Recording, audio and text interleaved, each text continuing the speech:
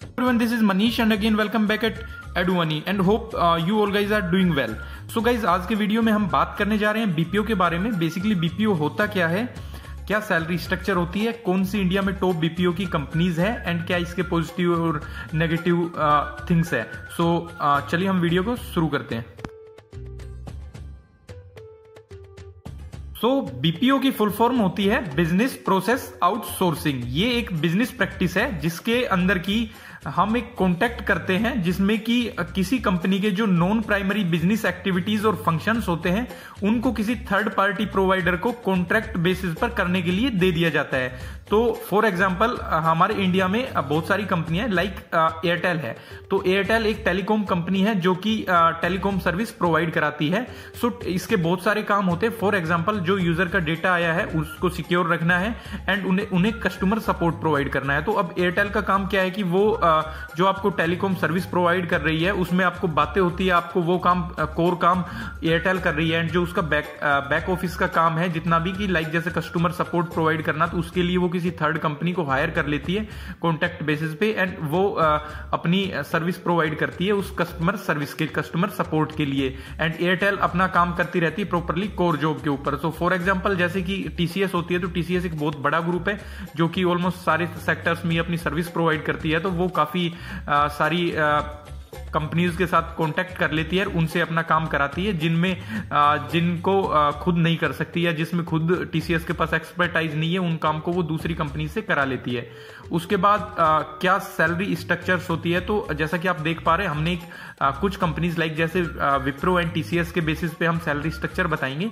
तो जो एक एवरेज सैलरी स्ट्रक्चर होती है बीपीओ के अंदर, अगर आप कैंपस प्लेसमेंट से रिक्रूट हुए हैं तो आपकी जो एक एवरेज सैलरी है वो आप 2 से 3 लाख के बीच बोल सकते हैं। जो विप्रो में आपकी जो मंथली सैलरी इनकम होती है वो 14,948 से 24,316 तक वेरी कर सकती है एंड ये डिपेंड करता है कि आपकी लोकेशन क्या है एंड वो सारे काफी फैक्टर्स होते हैं उनके बेसिस पे होती है। इस तरह आपकी जो एवरेज पे है वो आप 19,000 के समथिंग लगा सकते हैं विप्रो के अंदर। उसके बाद टीसीएस के अंदर जो एवरेज सैलरी है वो 16,445 है, जो काफी सारे रिव्यूज के बेसिस पे हमने निकाली है। तो सेम अगर आप टीसीएस में भी होते हैं तो टीसीएस की भी सैलरी स्लॉट सेम है बीपीओ के लिए 2 से 3 लाख के समथिंग ही होती है। कुछ ये कॉलेज पे भी डिपेंड करती है एंड अगर आप कॉलेज कैंपस के थ्रू रिक्रूट नहीं हुए हैं तो आपकी मे बी इससे कम भी हो सकती है थोड़ा। तो ये थी सैलरी स्ट्रक्चर। उसके बाद कौन सी टॉप 10 कंपनीज है बीपीओ कंपनीज है इंडिया में, तो सबसे पहला नाम आता है जैनपैक्ट का जो कि एक तरह की बीपीओ कंपनी है। उसके बाद Tata consultancy service, third BPO, 4 Aegis limited and 5th is Serco global services, 6th Infosys BPO, 7th WNS global services and 8th first source solution, 9th Hinduja global solutions and 10th is EXL services, जो कि India की सारी BPO companies है and top 10 BPO companies है ये। उसके बाद क्या क्या पॉजिटिव थिंग्स है एंड क्या नेगेटिव थिंग्स है बीपीओ की। सो जो पॉजिटिव थिंग्स आती है उसके अंदर सबसे पहली जो चीज आती है कि आपके पास एक बहुत सारी अपॉर्चुनिटीज होती है। अगर आप फ्रेशर्स है तो आपको जॉब लेने में इतनी प्रॉब्लम नहीं होगी बीपीओ इंडस्ट्री के अंदर। उसके बाद जो ग्रोथ है, तो ग्रोथ इसकी रेगुलरली इसका जो ग्राफ है वो अप गया है एशियन कंट्रीज के अंदर। सो आपके चांसेस ज्यादा है ग्रोथ के। एंड थर्ड वन की जो फैमिलीज पुअर्टी में अंदर कुछ सालों से जो पुअर्टी के अंदर थे उनको हेल्प करती है बेटर लाइफ जीने के लिए।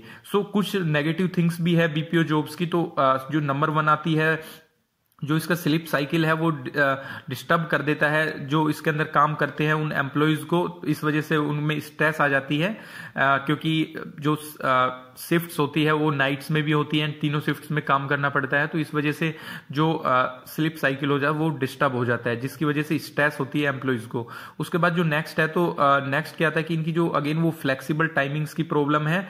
यहाँ पर सैलरी कम है एंड वर्क वॉल्यूम थोड़ा ज्यादा होता है कंपेयर, तो इस वजह से थोड़ी सेम प्रॉब्लम होती है टाइमिंग्स की। एंड उसके बाद जो मेजर प्रॉब्लम है कि यहाँ पर कोई बहुत ज्यादा रूल नहीं है, गवर्नमेंट ज्यादा गवर्न कर नहीं रही है, तो इस वजह से लोग जो इनके मालिक है बीपीओ कंपनीज के, जैसे टीसीएस के बारे में तो आप नहीं बोल सकते, वो कुछ बड़ी लेवल की कंपनी हो जाती है, बट जो छोटी कंपनीज है वो एम्प्लॉयज से एक्स्ट्रा आवर्स कराते हैं, तो ये सारी प्रॉब्लम्स हैं बीपीओज की। सो गाइज ये थी आज की वीडियो, होप आपके लिए ये वीडियो यूजफुल रही होगी। So thank you guys for watching the video and stay tuned up with एडुवनी।